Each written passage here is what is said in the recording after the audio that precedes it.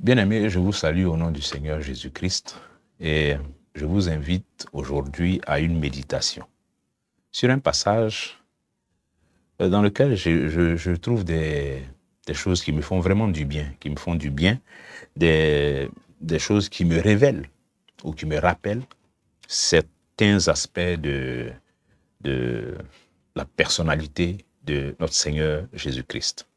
Ici, il s'adresse à ses disciples. Jean chapitre 15, à partir du verset 12. Jean chapitre 15, à partir du verset 12, il dit, « C'est ici mon commandement, aimez-vous les uns les autres comme je vous ai aimé. Il n'y a pas de plus grand amour que de donner sa vie pour ses amis. Vous êtes mes amis si vous faites ce que je vous commande. Je ne vous appelle plus serviteur parce que le serviteur ne sait pas ce que fait son maître.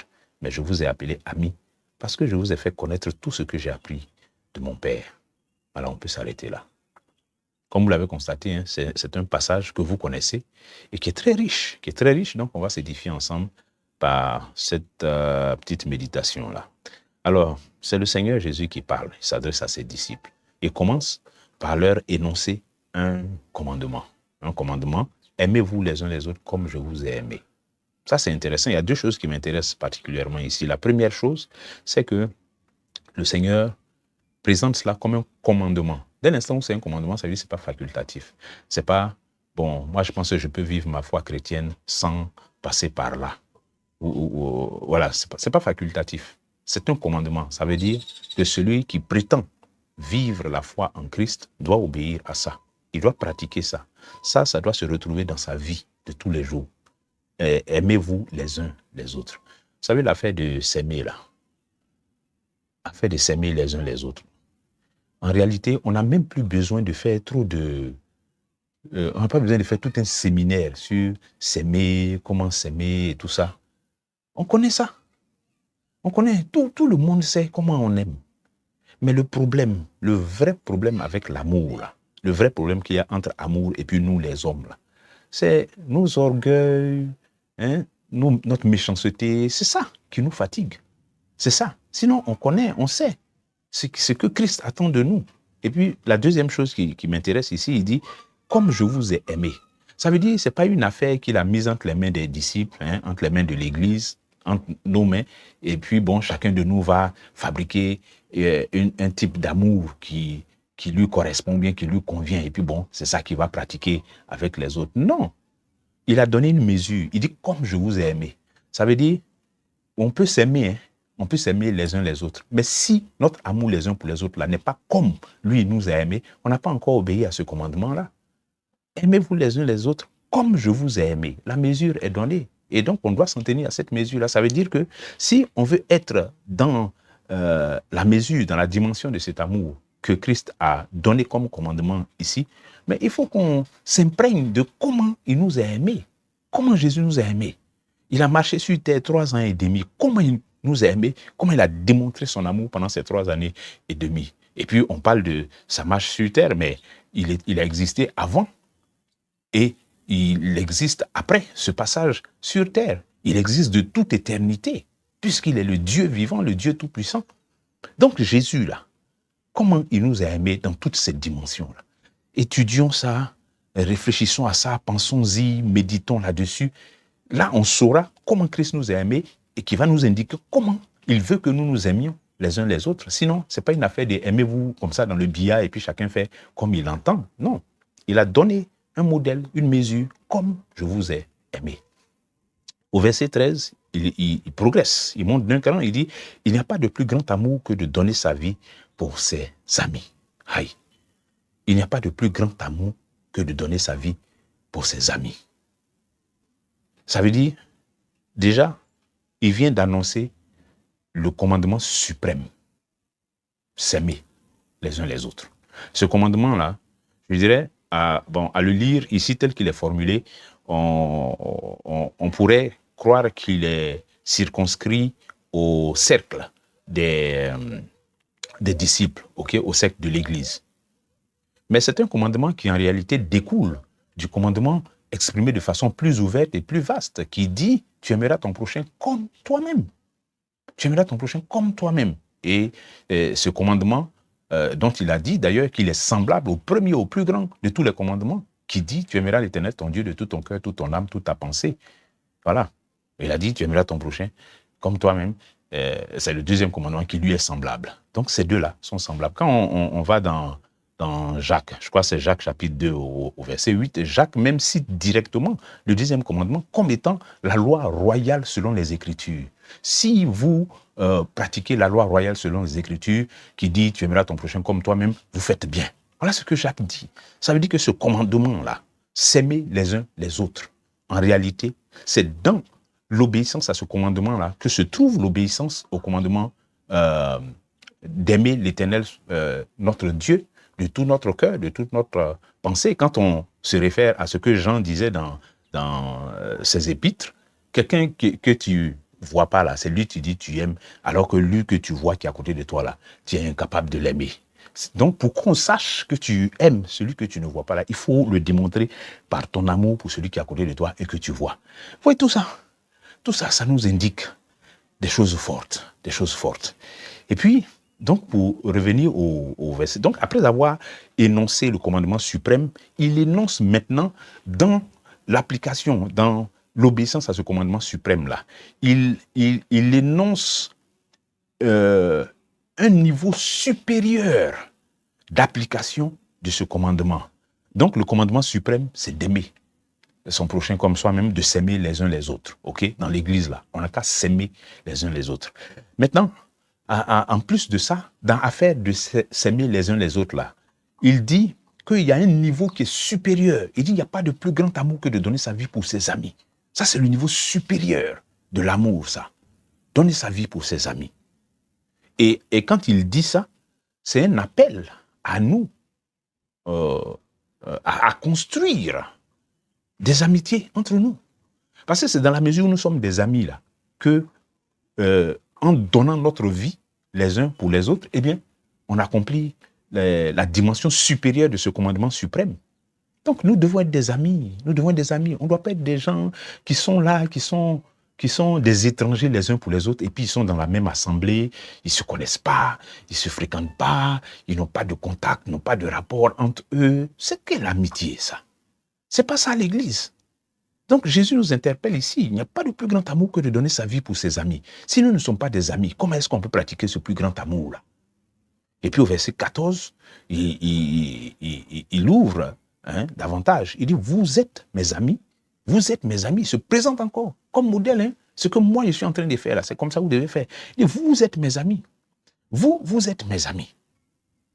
Assorti d'une condition, si vous faites ce que je vous commande, obéissance, bien aimé, affaire d'obéissance là, on ne peut pas dépasser, on ne peut pas laisser ça de côté.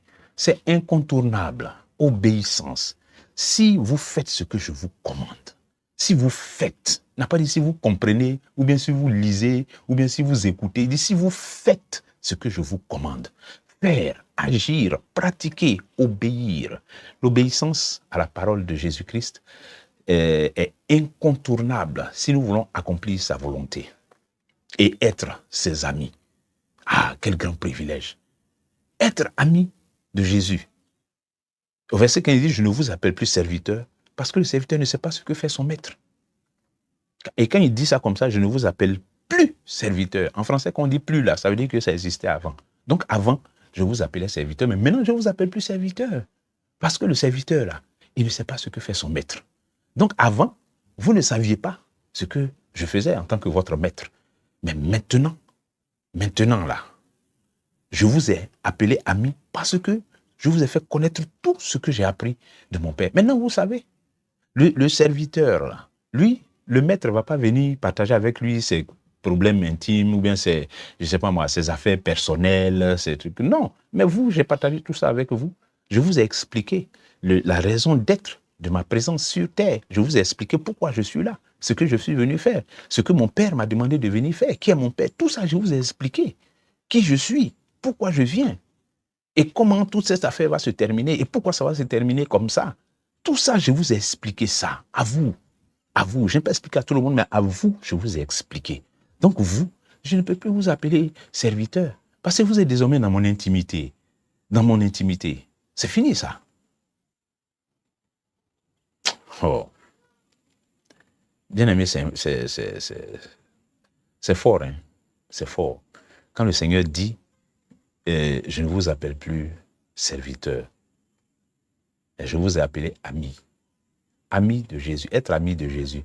C'est vrai qu'on chante ça dans nos cantiques. Ami, ami, oh, Jésus est mon ami. Jésus est mon ami de tous les jours. Vous êtes mes amis si vous faites ce que je vous commande. Ce n'est pas à faire des chansons cantiques. Vous êtes mes amis si vous faites ce que je vous commande. Il faut connaître ce que Jésus nous commande là, et puis il faut le faire, il faut le pratiquer. Il faut le pratiquer. Je vous ai appelé ami parce que je vous ai fait connaître tout ce que j'ai appris de mon Père. Est-ce que nous connaissons? Est-ce que nous connaissons ça? Nous avons cette connaissance-là. Je vous ai appelé ami parce que je vous ai fait connaître tout ce que j'ai appris de mon Père. Est-ce que cette connaissance que Jésus a donnée à ses serviteurs pour faire d'eux des amis, là, est-ce qu'on l'a? Est-ce qu'on l'a? Ce qu'il a appris de son Père et qu'il est venu transmettre. Est-ce qu'on a ça? C'est quand tu as cette connaissance-là que Jésus dit, tu peux faire partie de ses amis. Tu as la connaissance et puis tu la mets en pratique. C'est ça qui fait de toi un ami de Jésus. C'est ça qui fait de moi un ami de Jésus. C'est ça qui fait de nous des amis de Jésus. Jésus dont il est question ici, c'est lui le roi des rois et le seigneur des seigneurs. C'est lui le roi des rois et le seigneur des seigneurs. C'est lui qui... C'est-à-dire ce Jésus-là, cet immense Jésus-Christ, cet énorme Jésus-Christ, ce roi éternel, immortel, invisible, Dieu vivant. C'est lui qui est en train de dire aux gens ici, vous êtes mes amis, je vous appelle amis, je vous appelle amis. Vous imaginez un peu un président dans nos républiques contemporaines, un président qui vient et puis qui explique ses choses personnelles qui le concernent à ses collaborateurs et puis qui crée avec eux des liens d'amitié. C'est-à-dire, il brise les codes, quoi. Il casse les codes même.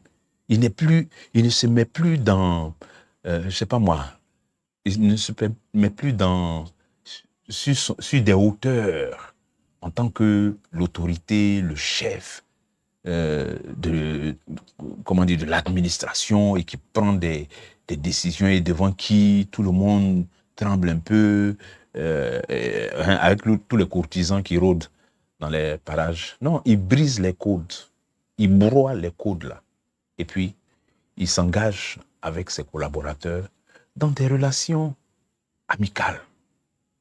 Pas triviales, hein. Je ne parle pas de trivialité. Je parle de simplicité, d'humilité. Parce que c'est ça que Jésus-Christ a démontré. Simplicité, humilité. C'est lui-même qui nous a dit, soyez simples, comme la colombe. Simplicité, humilité. Il s'est humilié. Il s'est humilié. Jusqu'à la mort sur la croix. Il s'est laissé mener à la croix comme un agneau, comme un bœuf qu'on mène à la boucherie. Il n'a pas dit un seul mot. C'est comme ça qu'il est décrit depuis l'époque des prophètes. Et c'est ça que Jésus-Christ est en train de manifester ici, vis-à-vis de ses disciples. Les gens pour qui il est venu, des hommes méchants, pervers, corrompus, pour qui il est venu mourir là. C'est d'eux qu'il est en train de parler comme ça. C'est eux qu'il est en train d'élever comme ça. Vous êtes mes amis, si vous faites ce que je dis. Je ne vous appelle plus, d'ailleurs même je ne vous appelle même plus serviteur, je vous appelle ami, parce que moi en tant que votre maître, ouais, je me suis engagé dans des relations tellement simples et amicales avec vous. C'est comme ça que je suis. Donc on est des amis, mais la seule chose que je vous demande c'est de m'obéir, obéissez-moi, obéissez-moi, obéissez à ma parole. Jésus, comme les Ivoiriens disent, Jésus c'est l'homme, hein. C'est l'homme, hein.